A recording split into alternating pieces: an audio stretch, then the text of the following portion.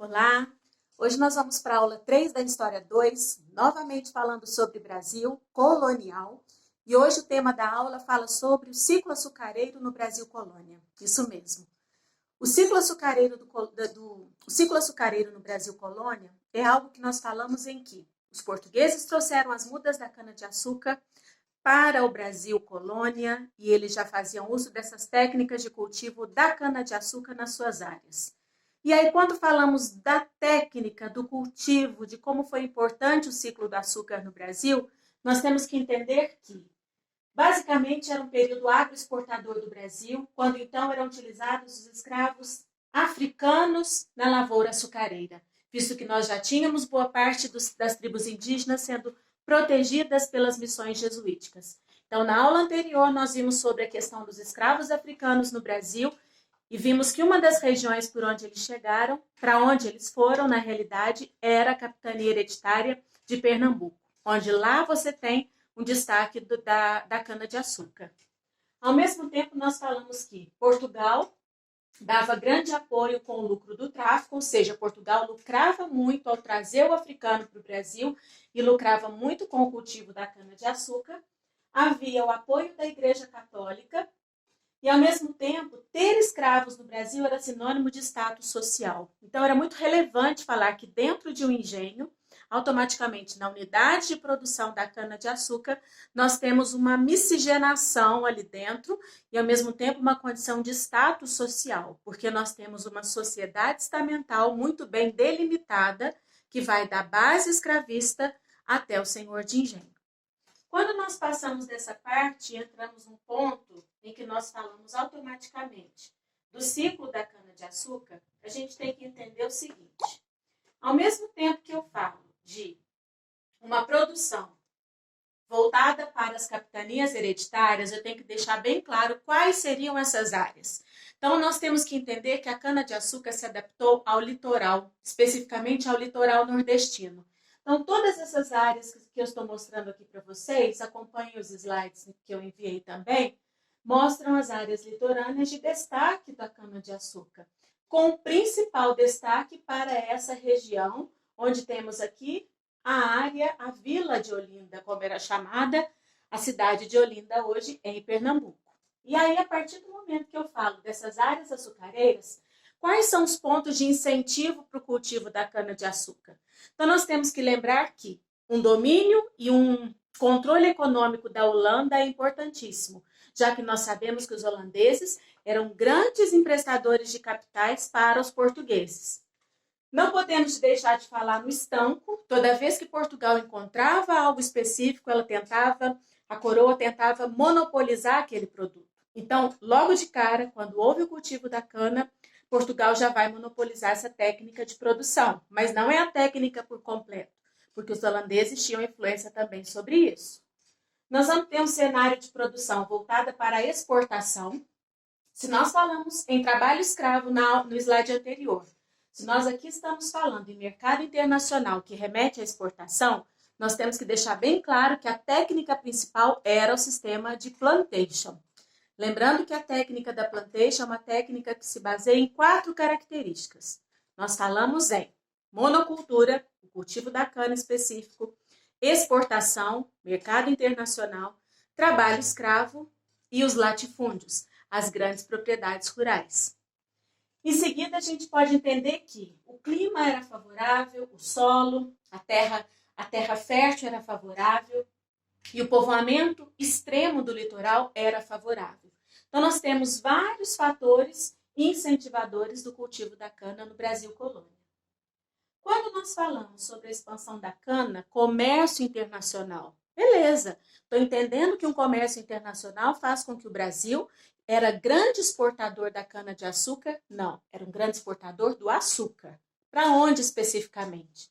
Então, aqui pelo mapa, vocês podem observar que nós temos a saída dele, do açúcar, quando então pega a Europa. Da Europa eu tenho ele sendo trazido para partes do litoral africano, eu tenho ele numa travessia do mar Mediterrâneo, eu tenho ele atravessando em direção à Ásia. Então, toda a técnica do Brasil colônia, de plantio da cana-de-açúcar e da exportação do açúcar, era super valiosa no mercado internacional. Daí a importância desse produto para a economia agroexportadora do Brasil. Quando nós saímos do mapa e ao mesmo tempo observando este outro mapa, a gente tem que entender da unidade de produção da cana-de-açúcar, que é um engenho. Portanto, todos esses pontos aqui eu classifico como sendo grandes unidades de produção, no qual nessa unidade de produção eu classifico que todo engenho socialmente vai ter, como eu já citei, os senhores de engenho, os homens livres e a base que é a escravocrata. Portanto, boa parte das pessoas que trabalhavam em torno de um engenho eram os escravos e africanos. Aqui nós temos o destaque de funcionamento de um engenho. Observar que eu tenho desde a casa grande, que era a sede da moradia do senhor de engenho de toda a família, eu tenho a senzala onde os escravos moravam, eu tenho o canavial, eu tenho a área da domesticação de animais, a capela.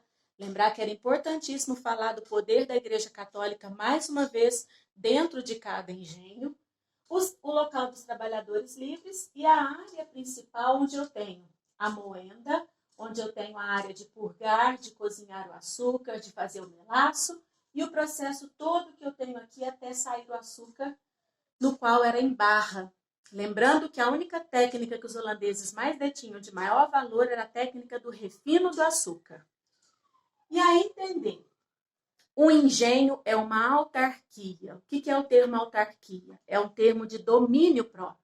Então, cada engenho tinha suas leis próprias, seu governo próprio, autonomia própria sobre liderar e quem vai ser submisso a essa liderança. Então, cada engenho era descentralizado em termos de poderes. Por mais que nós tenhamos capitanias hereditárias, um governo geral, cada engenho tinha autonomia própria para comando político.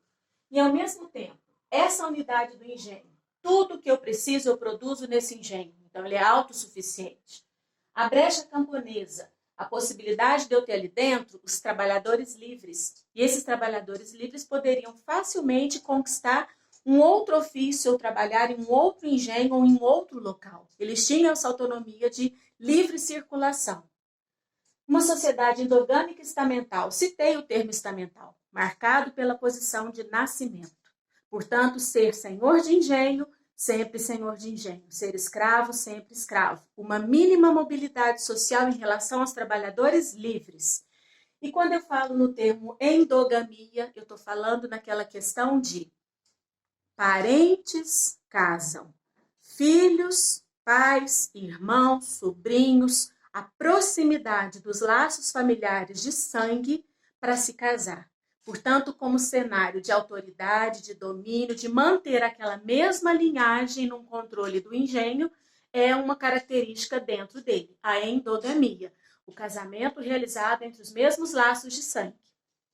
E a gente fala de uma multietnia.